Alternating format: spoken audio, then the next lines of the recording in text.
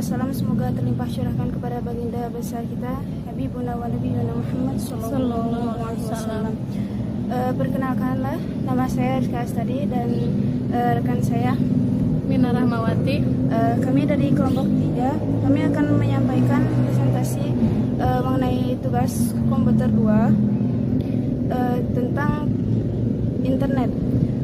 Baik, langsung saja kita ke pembahasan. Materi pertama akan disampaikan oleh Bu Mina. Ya. Pertama-tama saya ucapkan terima kasih kepada Bapak dosen Pak Swendra. Adapun pengertian dari internet adalah sistem global dari seluruh jaringan komputer yang dimana saling terhubung satu dengan yang lainnya. Internet berasal dari bahasa Latin yaitu inter, yang berarti antara. Jadi dapat disimpulkan bahwa internet adalah jaringan yang terdiri dari miliaran komputer yang ada di seluruh dunia. Nah, adapun secara umum fungsi internet ini ada empat ya. Yang pertama sebagai media mengakses informasi. Nah, dengan internet ini kita tidak hanya mendapatkan informasi dari tempat terdekat, dari orang terdekat, tapi juga kita dapat mengakses informasi sampai ke seluruh penjuru dunia. Selain untuk mengakses informasi, juga sebagai alat komunikasi. Sebagai alat komunikasi, tentunya dengan seiring berjalannya waktu kita sering berinteraksi, kita sering berkomunikasi. Nah, tentunya membuat jaringan pertemanan kita jadi lebih luas lagi. Dimana misalkan kita mempunyai teman di luar negeri, ataupun di tempat yang bahkan kita belum pernah bertemu dengan orang itu gitu. Jadi bisa tersambung melalui jaringan internet. Yang keempat adalah sarana untuk meningkatkan kualitas pendidikan. Nah, adapun dari tujuan internet yaitu untuk berbagi dan mendistribusikan informasi melalui jaringan komputer. Internet berawal dari penelitian yang ditugaskan oleh pemerintah Federal Amerika Serikat pada tahun 1960-an untuk membangun komunikasi yang kuat dan aman terhadap komunikasi kesalahan dengan jaringan komputer. Nah, untuk materi selanjutnya akan disampaikan oleh rekan saya Teh Rizka. Silakan Teh Rizka. Dengan adanya internet ini akan ada dampak bagi penggunanya. Nah, yang pertama ada dampak positif penggunaan internet. Apa saja? Yaitu mudah dalam berkomunikasi tentu saja. Zaman sekarang tentunya beda dengan zaman dahulu. Nah, zaman sekarang itu lebih mudah dalam berkomunikasi. Yang jauh pun kita bisa terasa dekat. Lalu mudahnya mencari informasi dengan internet.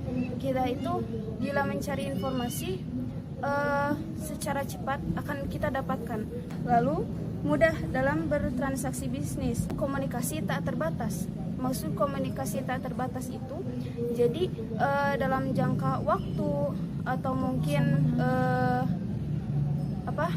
interaksinya itu tidak terbatas. Dengan siapa saja, kalau dengan internet kita bisa menambah wawasan. Nah, menambah wawasan itu karena dari internet itu tidak hanya berita-berita saja, namun informasi, berbagai pengetahuan juga terdapat di dalamnya. Dan kita bisa mendapatkannya secara cepat, praktis. Dan yang terakhir, dapat berkenalan dengan orang-orang seluruh dunia.